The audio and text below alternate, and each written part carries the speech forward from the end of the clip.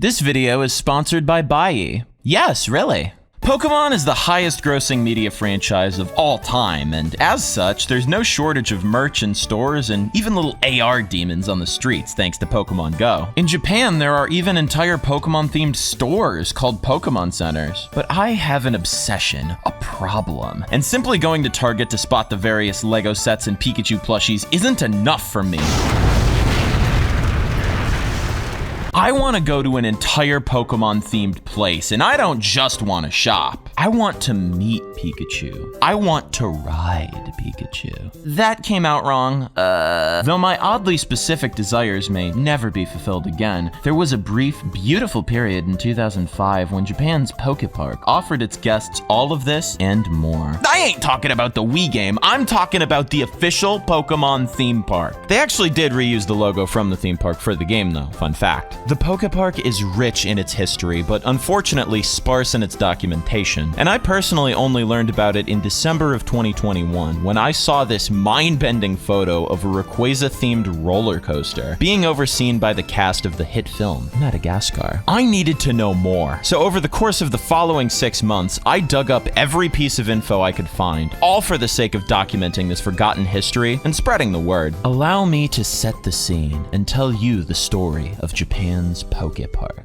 Before October 28th, 2004, darkness loomed over our Poképarkless world. The feeling we can all relate to in the present day. Then suddenly, from the depths of Nagoya, Japan, Pikachu emerged from the earth to end this tragic era. This event is sometimes also referred to as a press conference. According to this archived version of the official Poképark website, there was a lot of media coverage of this event from TV stations, newspapers, and all those types of places. Shame, then, that I can't find any of it. A bunch of Pokémon apparently turned up on a stage with some dancers, which sounds like something important enough to be archived, and yet here we are. I'm disappointed in our species. At the very least, we know that this is where it began. This, to my knowledge, is the exact point that the world learned about the Poképark for the first time. Naturally, the entirety of Japan was frothing at the mouth to visit it, but unfortunately for them, it would not open until the following year, as a part of the World Expo. You may have heard of the World's Fair before, especially if you're an American, but in several other parts of the world, like Asia and some of Europe, it's more often called the World Expo. Basically, every 5 years, a World Expo is held in a different country, and the idea is that all of the other countries get together to show off to each other. This generally lasts for around 6 months. It started off sort of as a way to showcase technological advancements, with companies from the host country having their own pavilions with all sorts of weird, cool stuff. Disney famously participated in the 1964 World Fair, which was held in America, introducing the Carousel of Progress in General Electric's area. Each participating country also got their own pavilion, showcasing some of their achievements. As time went on, it ended up becoming more of a vehicle for countries to improve their national image. And what could improve your national image more than the Rayquaza roller coaster? Nothing, that's what! But I'm getting ahead of myself. The park hasn't even opened yet. According to Bulbapedia, we could at least get ourselves ready by November of 2004. You see, while it was free to enter the Poképark, the attractions of course cost money, and you were not about to throw your paper yen at the poor underpaid soul in the Pikachu costume. You see, in Japan, they have these things called Edi cards. EDY?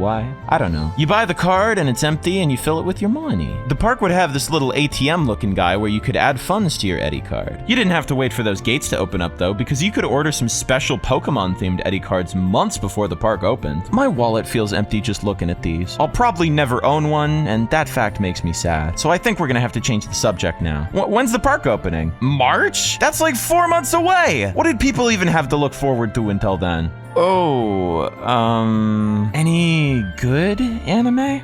Okay, alright, okay. Man, Sai is gonna single-handedly ruin this whole show, and wait, what's the date? Oh my god, it's March 6th! We are but a week and a half away from being able to ride the funny train. Just gotta cruise through some more of these 4 out of 10 anime to pass the time, and oh look, Pokemon Sunday's on. For my viewers who didn't live in Japan between 2004 and 2010, Pokemon Sunday was this weird sort of variety block that aired on TV Tokyo, the same network as the Pokemon anime, on, I'm gonna take a shot in the dark here, probably Sundays. If I'm ever blessed with the knowledge courage or strength to wade through the Japanese-speaking internet for even longer than I have for this project, I'd love to talk about it someday, but I'm not brave enough for that right now. The thing with Pokemon Sunday is that you kinda never knew what you were gonna get. Some days it would just be a rerun of an old anime episode, but other days it would be an original live-action segment with a set of hosts called the Pokemon Research Team, going around Japan to do research on things that loosely tie into Pokemon. March 6th, 2005 was different, however, because on that fateful day, oh, wait, am I still doing the bit? Today? It's today. Today, they covered the park, but I can't show you because I wasn't recording, and I'm on a dial-up connection. You're breaking up. To break the facade for a minute, I know that this happened because TV Tokyo's website still has an episode guide for Pokemon Sunday, but it seems like the older episodes are pretty infamous for their elusiveness, and this was only the 22nd one. The scarcity's probably for a couple reasons. Because of the nature of Pokemon Sunday tending to skew towards then-current subject matter, each episode only aired once, and there have never been home releases for the same reason. The irony of a show largely built around reruns not getting any reruns of its own is not lost on me. So, for this to be online, someone in Japan would have needed to record it the only time it aired and then upload it to the internet. We're screwed. At least we can read the summary off of the webpage. What is Poképark like? When the Trico leader and Robert headed, there was a figure of Hino Arashi Hirahara who called himself former Pokemon 5, dressed as Hino Arashi. With his guidance, I decided to conquer every attraction and convey its fun. I may have used Google Translate for that one. Listen, bottom line, the park is opening soon, and this was our way of getting a peek beforehand. Beforehand and never again. We're gonna talk about Pokemon Sunday a little more later, but for now, I've gotta get a good night's sleep. The big day will be here sooner than we know. When the sun rose on March 18th, 2005, the world looked a little brighter. I was 5 in America with no knowledge of the Poképark, and I do not have any memory of that day, but take my word for it. I can't seem to find any real documentation of the park's first day, but I'm sure it was magical. This is pure hypothesizing, not based on anything, so take it with a grain of salt, but I kind of wonder if the park itself didn't have a big launch event because it was, in and of itself, part of a larger thing. After all, it opened at the same time as the World Expo, so... the Expo apparently opened a full week after the park itself? Okay, my head hurts, and no amount of internet deep diving has solved this logical conundrum for me. I gotta talk about something else. Since the park is, like, open now, maybe we should start talking a bit more about it as we make our way to the entrance. The road that the Poképark was built on seems to have been named in a contest. Bulbapedia says this, albeit with no sources, and Shudo Itagaki, who ranked top 8 in 2018's TCG World Championships, seems to corroborate this in an interview. It was called Route 758, with route seemingly derived from the routes in the games, while 758 seems to be a pun on the city of Nagoya. In Japanese, 758 is pronounced Nanatsu Go Yatsu, which can be shortened to Nagoya. Very clever. Walking into the park itself must have felt overwhelming. There were 12 attractions, as well as a number of cafes and other shops. Where could you possibly begin? Luckily, it seems as though the park had little tiny paper maps that you could carry around with you. For reasons I'll discuss later, I also think that there may have been maps set up around the park, although I can't find pictures. I don't know where these were distributed, maybe up front, but they seem like a must-have to make sure you hit every hotspot before the sun sets. Let's assume we're going in through the main entrance. Come here, let John be a guide. We'll start with the attractions, and I'll lead you around in a path that we may have conceivably taken if we'd visited back in 2005. Okay, so most of these rides have semi-official English names because the UK's official Nintendo magazine had a 2-page spread on the park in their April 2005 issue that describes 8 of the 12 attractions. It's weird. They say, hey, you want to learn about the 12 attractions? And then proceed to describe only 8 of them. Still useful for the map, though. High res, baby. All of this to say that our first ride, Lugia's Spinning Ship, does not have an official English name. Sad. Now, Lugia is the guardian of the sea. Various Pokédex entries describe its powers as catastrophically strong, with a, quote, light fluttering of its wings being able to, quote, blow apart regular houses.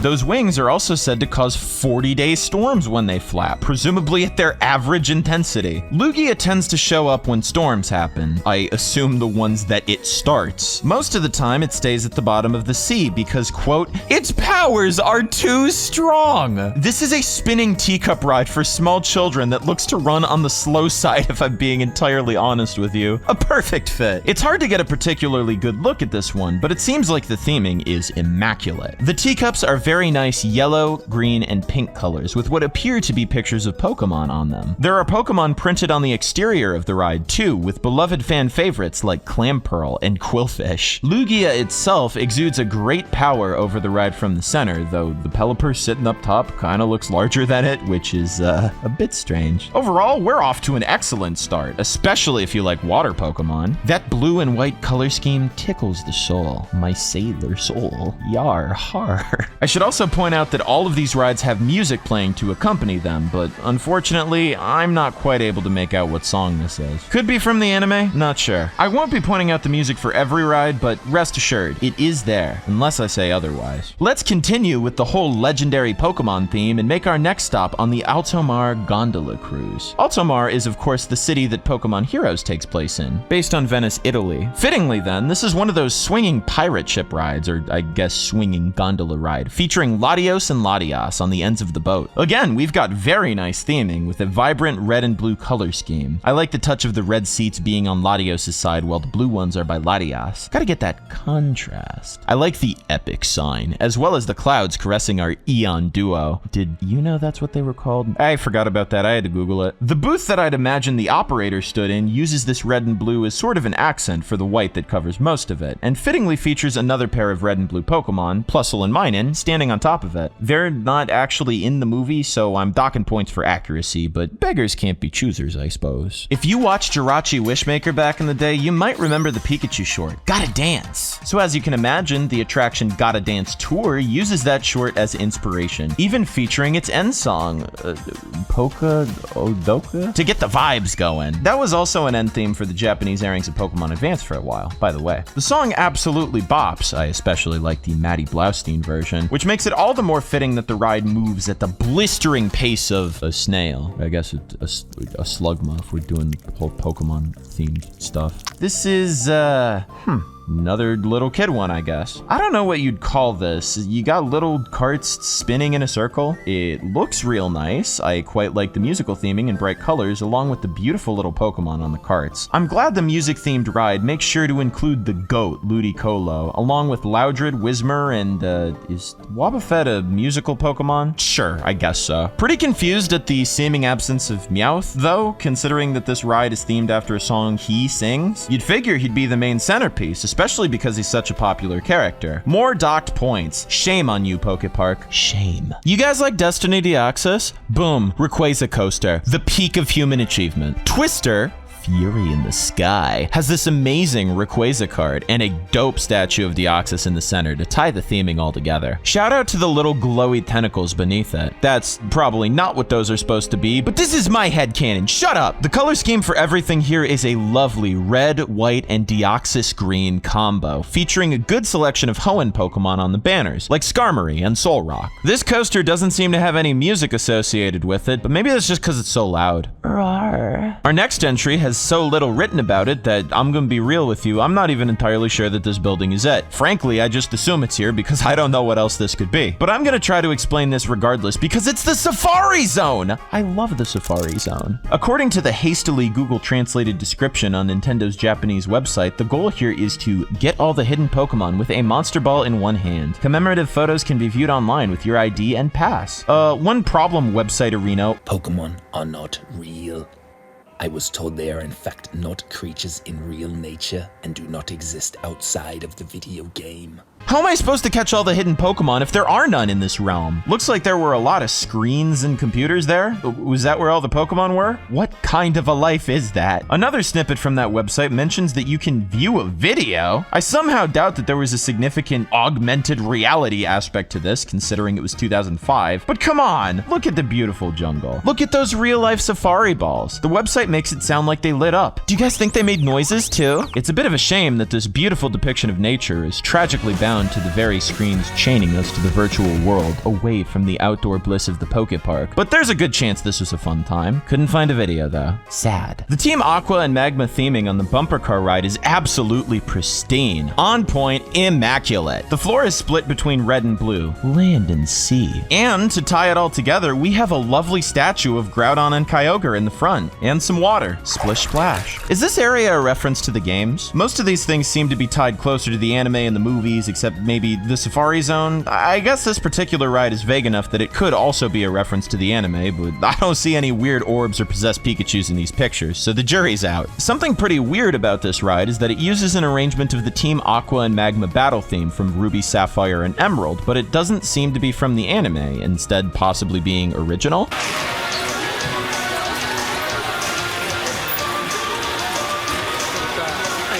If anyone knows the source of this, please tell me, but I asked Pokemon anime music expert and all-around cool YouTuber / person, the Cartoon Gamer 8000, and he wasn't sure. That's a running theme with a few of these too, actually. They seem to be original arrangements of game music. I'll point those out when I hear them too. The Pokemon Star Swing is perhaps the most wholesome ride on the park premises. Jirachi takes your child and spins them in the air. The prolonged fear of heights that results from this ride is the most wholesome part. The swings in question were red, blue, yellow, and green.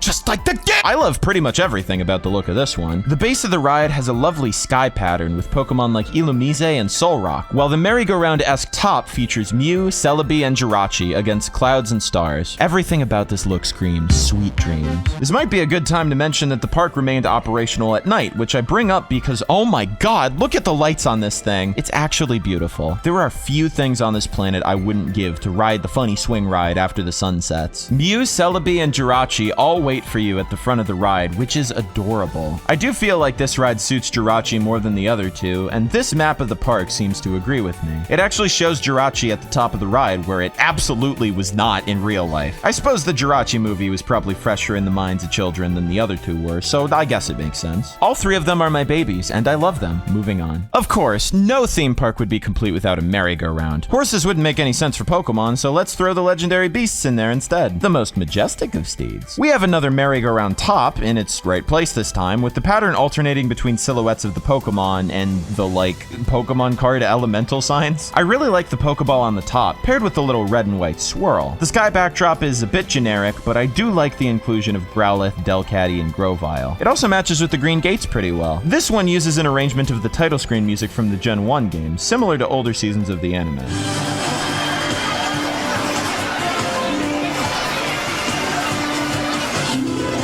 Next is the adorable Pikachu Forest. What do you call this type of ride again? I don't remember. Anyways, it looks so gentle and comforting, even being accompanied with a pleasant, bouncy version of the classic Route 1 theme.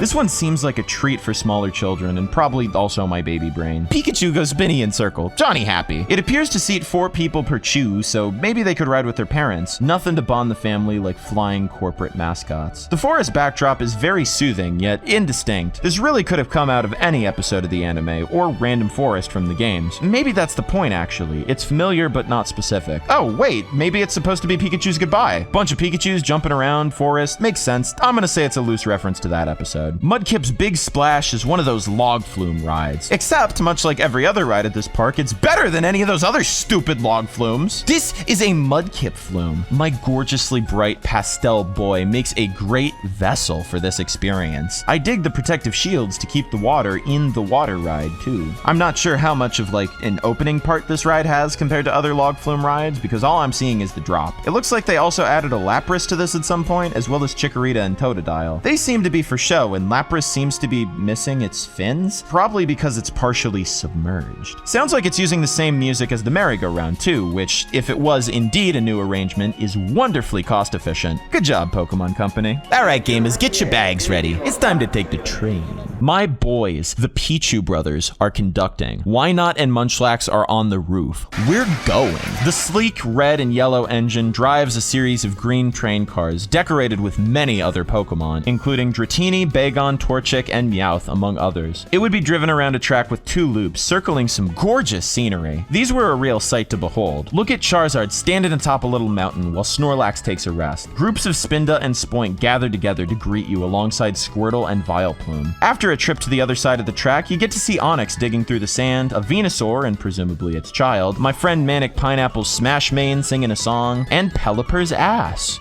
Turn around to the other side and you can see Pelipper's front along with a number of other watery boys swimming around. The only music I can hear in the videos of the Pichu Railroad is the sweet, fleeting background ambience of other rides, gently moving you along underneath the soothingly noisy clattering of the train itself. Another theme park staple is the Ferris Wheel, and the Pokeball themed one here filled that role quite nicely. Not only is the body of the ride colored like a Pokeball, but so is each individual pod. Little disappointing that they're different colors of the same design instead of being like Great Balls and Ultra Balls and all that, but maybe it's more aesthetically pleasing that way. The sign's definitely got a nice aesthetic with its little gradient. To me though, aesthetics are nothing without accuracy. If N isn't eyeing me up as we reach the top, then the ride hasn't immersed me. I don't care that that game wasn't out yet. I would have known. 5-year-old me would have known. At night, the Ferris wheel would light up quite beautifully with sort of a rainbow thing going on. Although it seems like this was partially damaged at some point. Imagine going to the Poképark at night to see that brilliantly lit up Ferris wheel and having to deal with a row of lights deciding that they just didn't want to work that day, ruining the remainder of your week. But it would all be okay, because to complement the look, we've got a lovely Pepsi logo in the middle, which I'm sure made someone a lot of money. Drink Beppis. There's one final attraction called Walkthrough, Lucario and the Mystery of Mew, but there's a lot less info on it than the others, so I'll keep this brief. It was obviously based on the movie of the same name and did not seem to be a traditional ride, rather being described by one blog as a retelling of the movie where you have to chase Pikachu, who's been taken away by Mew, across 4 stages. I don't know how this really functioned, and we only have 2 photos, but there was a neat statue of Lucario and Mew on the outside, as well as what might be Lucario's first mascot costume, there to greet you and strike poses.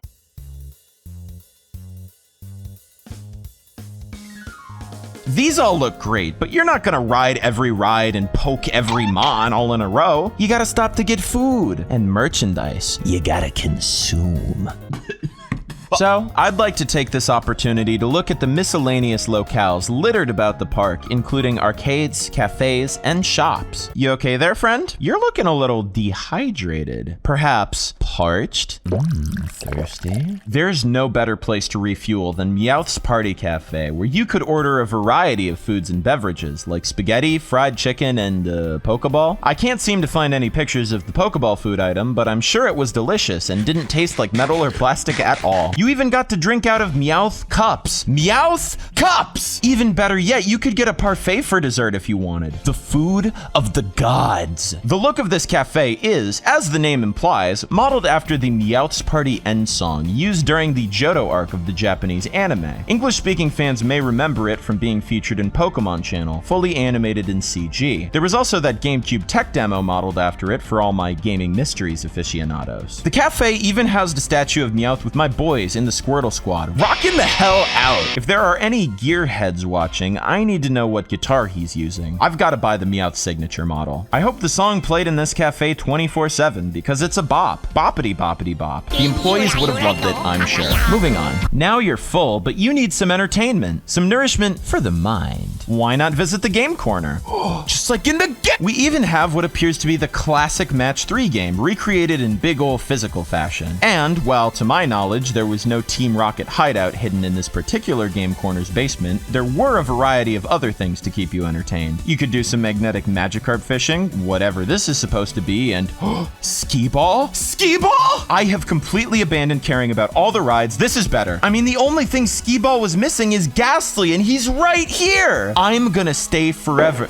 No, stop. Take me back. Oh, the Pokemon shop are? Maybe there is a Team Rocket hideout on the premises after all. This place is piled quite high with unique Poképark merch. It's very much the touristy gift shop of the park. We'll come back and look at the merch before we leave. Japanese Wikipedia also makes reference to a Toys R Us Poképark store, although my Googling has yet yet to return any results on that. I mean, I couldn't find it on the park premises where I am, where we are. I'm doing the bit. We're doing the bit. We're committing to the bit. Let's keep the vibes going by mailing a letter. Yeah, we're actually gonna pay a visit to the Pokemon Daisuke post office. We've got a mail truck with a bunch of Pokemon on it, Delibird himself, and what appears to be a Pikachu mailbox. The Daisuke in the name is in reference to the Pokemon Daisuke Club, a Pokemon fan club founded in 2004, which shares its name with the Pokemon fan club from the games. Just like in the According to the Poképark website, you could get a Pokemon postmark, which I assume is a mistranslation of stamp or postcard. Not sure what those looked like or what else the purpose of this place is, but yeah. Maybe you could send a letter to sign up for the fan club? I'm just spitballing now. Let's keep moving. Finally, we have what the Google translated version of the website calls Pokemon Fluffy Kids. It's a bouncy house. This looks to be a variation of that suggestive-looking Pikachu thing that became a meme a few years back. I also found video of what appears to be another bouncy house, this time themed around Diglett and Sudowoodo. Very little documentation on that second one. Hey. Take the keys. We're going on a joyride in this Pikachu-themed car residing in the middle of the park. This may resemble the famous Pikabug, but it's actually something different. I'm not a car person though, so I unfortunately can't tell you what exactly. Another thing for the commenters to help me with. Its tires are decorated like Pokeballs, and its license plate has a 25, matching Pikachu's dex number. Both excellent touches that the OG Pika car didn't have. There were also buses adorned with Poképark artwork. These appear to have been operating in Nagoya, although I'm unclear on if the buses took you to the Poképark or if they were simply advertising it. Alright, back to the Team Rocket gift shop. The Poképark had an abundance of exclusive merchandise, but to spoil the illusion again, there's no way I could buy any of it, seeing as I'm in America and all of this stuff is in Japan. This video is sponsored by Bai. Hey fake gamers, have you ever wanted to buy something from Japan, but when you go to an American website, it's either not there or it's really expensive? Given my specific hobbies of interest, this has happened to me more than a few times. Wouldn't it be easier to just have someone else buy it for you and then have it shipped over? Luckily, there is such a website for this, and it's called Bai. Using Bai, you can peruse Japanese shopping and auction sites, including Yahoo Japan Auction, Mercari, and Rakuten, and Bai will place orders or bids for you. You can then consolidate your orders into one big package and have it shipped directly to you in various countries, including America, Canada, the UK, Australia, and more. I've actually used Bai before to buy some pretty nifty collectibles, including Japanese games, plushes, and CDs, but you can get pretty much anything you'd want from Japan. If you use the affiliate link in the description, you can even get 2,000 yen, that's $15, off your first purchase. So if you're on the hunt for some sick Puyo drip, as I often am, please consider giving Bai a shot. Special thanks to them for sponsoring this video and, more importantly, making this segment possible. You see, with the help of Bai, I've actually obtained a selection of Poképark-themed merchandise that I'll be showing off right now. I'll mention a couple of the more rare items I wasn't able to get as well, but the merch is so plentiful that I'm bound to miss something. Feel free to let me know if there's anything cool I didn't cover. I'm telling you guys to comment a lot in this video. I'm sorry, this park is cool and I want people to talk about it. Do the thing. First up, for all my gamer girls, boys, and NBs, we have this adorable pair of skitty ears. They're clearly meant for a child-sized head, which makes me wonder why they've never explored this idea again, say atop a pair of LED headphones. I know your fan base, Nintendo Game Freak Pokemon Company. These would sell 1 million, easy. The ears have a nice, soft, plush exterior and came with the original Poképark tags still attached. Next, there's this Pikachu hat, also child-sized, and it kind of just looks like he's eating your head if you wear this. I love it. One of my favorite items, or should I say sets of items, are these Pokemon finger puppets. I got every single one, with the set containing Jirachi, Munchlax, Celebi, Mew, and Pikachu. My hand and my heart are both full. These are adorable. Pikachu didn't want to stay on straight, he was sort of loose, but how could I possibly complain? Look at him! The back of this insert included with them seems to imply that Groudon, Kyogre, Rayquaza, and Deoxys also got their own set of finger puppets, but those seem a lot harder to come by, unfortunately. Maybe they're out there somewhere in the cold, deep vacuum of space. I just like being a part of this because it's literally like I'm documenting the stupid shit you spend your money on. This is sponsored, so it's okay. The Poképark had a number of exclusive Pokemon cards released for it, and while I only got a quite lovely one of Munchlax riding the Rascal Railway, I did get this awesome card binder featuring pristine artwork of a bunch of legendary Pokemon and Tauros for some reason. I don't know. So if you wanted a place to store all of your exclusive Poképark cards, presumably you'd get this. Slight diversion, but I need to point out, the Poképark actually had its own theme song, complete with strange music video, featuring the singer dancing with a Pikachu mascot costume. The song, Hello Thank You, features lyrics directly referencing the Poképark, and it was used as the end theme of Pokémon Sunday for a while, featuring CG visuals of the park alongside anime stock footage. No Pikachu mascot costume to be seen, though. What a shame. I bring this up now because that theme song actually got its own CD single, adorned with beautiful Poképark-themed artwork. We've got the logo on the front, the Ferris wheel prominently featured all over the place, including the disc, an OBI strip advertising the then upcoming Lucario and the Mystery of Mew, and a map of the park, as well as the song's lyrics featured in the booklet. The single also features an instrumental version, if you're up for karaoke. One of the more expensive things in this collection is a set of metal keychains based off of all the different rides. These are so cool from a collector's standpoint. If you were a kid who wanted to remember your favorite attraction, you can, but if you're a weird Pokemon adult who wants to remember every attraction, you can do that too. The detail on these is lovely. It's cool seeing the Pokemon look a little bit more alive than the actual rides could allow for. They're really cool snapshots of these designs. A strange item that doesn't seem to have much Poképark branding is this two-sided plastic fan with one face based on Pokemon XD and the other having a more generic design. This was, understandably, hella protected when it shipped over. Finally, we have a sturdy metal Pokéball and Master Ball. These were described on the store page as cookie tins. Yes, Pokemon cookie tins. These are so cleanly designed. I love them. Look at how shiny they are. Oh, to be a kid in Nagoya, Japan in 2005 on a warm summer's day, exploring the various delights of the Poképark with your souvenirs in hand and on head. What a life that must have been. What a life. Right. We got it. Yeah, I think that's good. As I previously mentioned, there are a number of other cool items I wasn't able to obtain for this video. One of my favorites would be this limited edition blue DS with the Poképark logo printed on the outside and Pikachu silhouette printed inside. This is a super tasteful design, but it unfortunately seems pretty highly coveted, so I couldn't get one. Although there were a number of listings of it on Buyee if you want to try your luck. Wink, wink, nudge, nudge. Other items available included a Rayquaza hat, variations of the headband themed around Torchic, Plusle, Minun, and Pikachu, pins, cups and water bottles, a popcorn bucket, stickers, a vinyl bag, a handkerchief, and coolest of all, toy replicas of all the attractions. These are very simplified and not necessarily accurate, but finding a video of YouTuber Alpaco building these was so intensely satisfying to me. If the keychains were good for keeping a record of the attractions, how great would it be to literally have the Ferris wheel or teacups in your house, complete with stickers for detail? I like the little pictures of Pokemon they litter about the rides too. It adds to the aesthetic in ways I can't even describe. I'd love to have one of these in my home. The video shows off Lugia's spinning ship, Alzamar Gondola Cruise, Pokemon Merry-Go-Round, Pokemon Giant Ferris Wheel, and Bumper Car Battle, Aqua vs. Magma, which makes me wonder if the other rides ever got replicas of their own. Either way, these seem to be quite rare, as I've never seen them for sale. If any of you ever track one down, let me know immediately. Tweet me this time instead of commenting. Mix it up a little.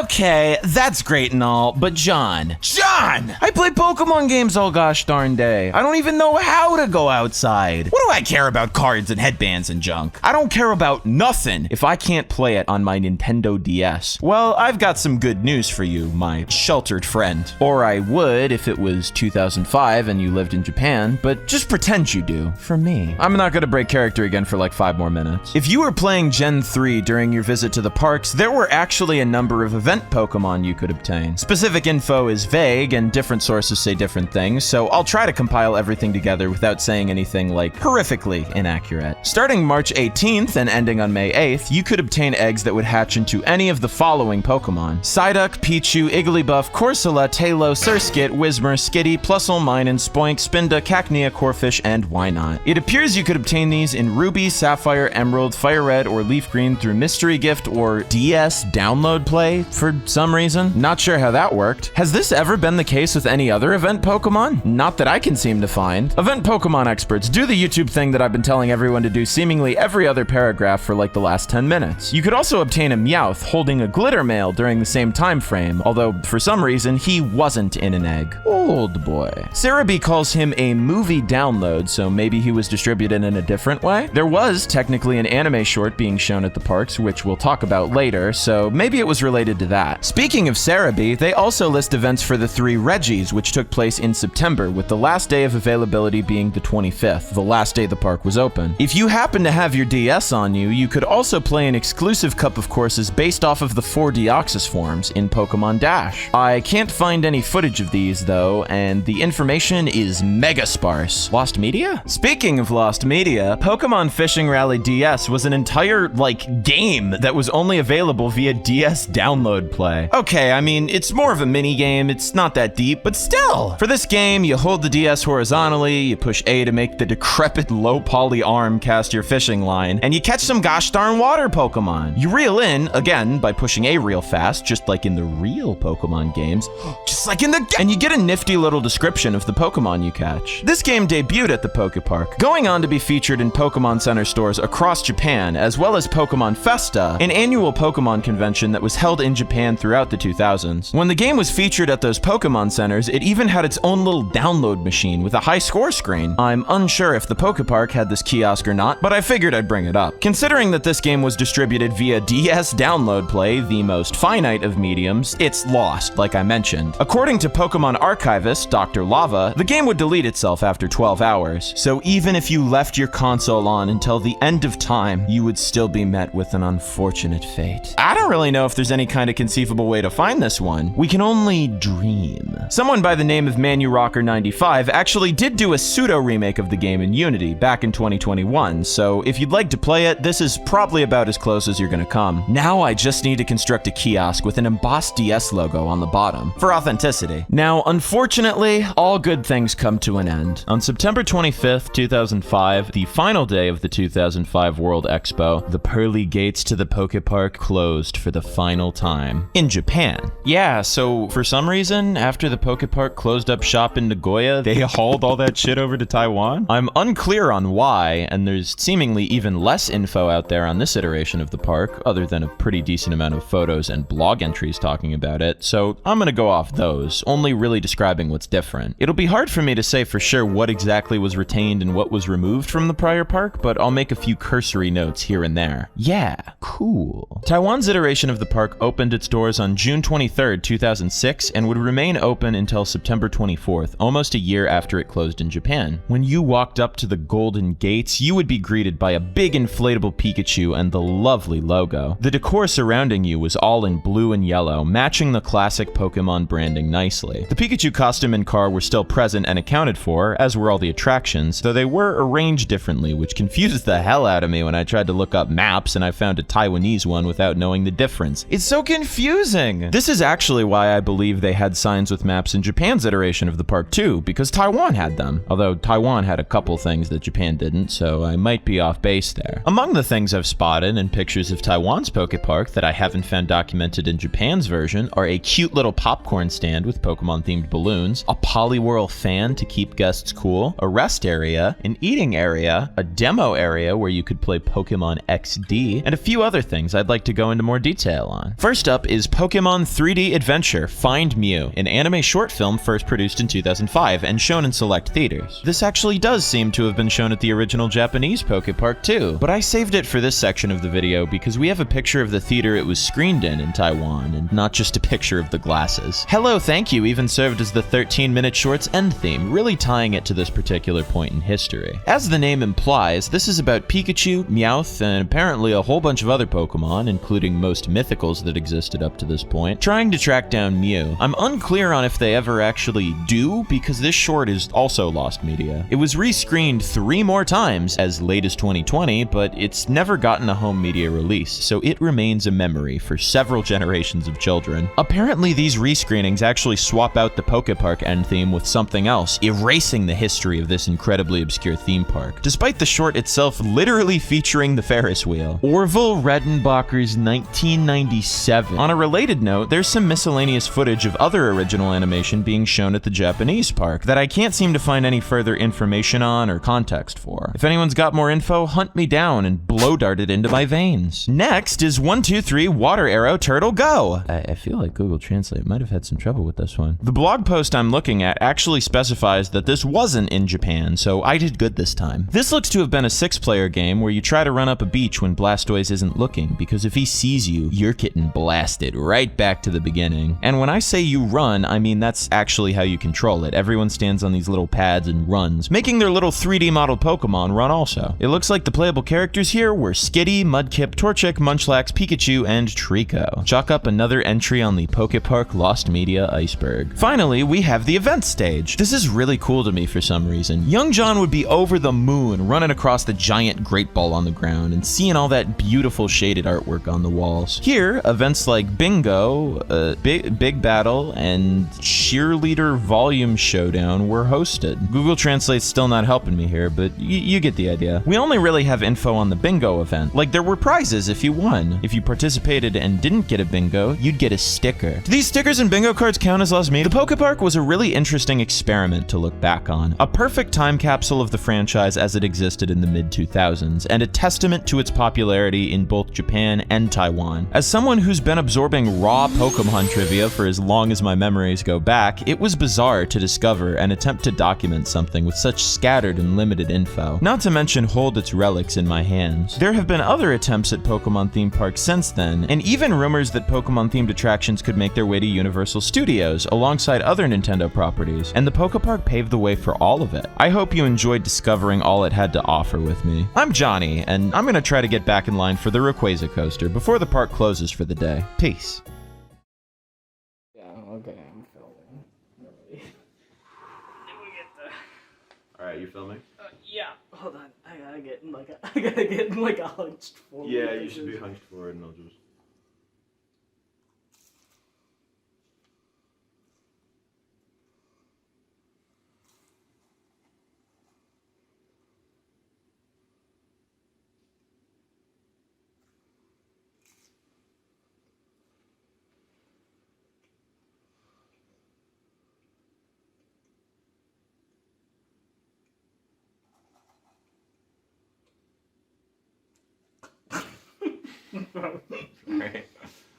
We got it. Yeah, I think that's good. Do we want to watch it?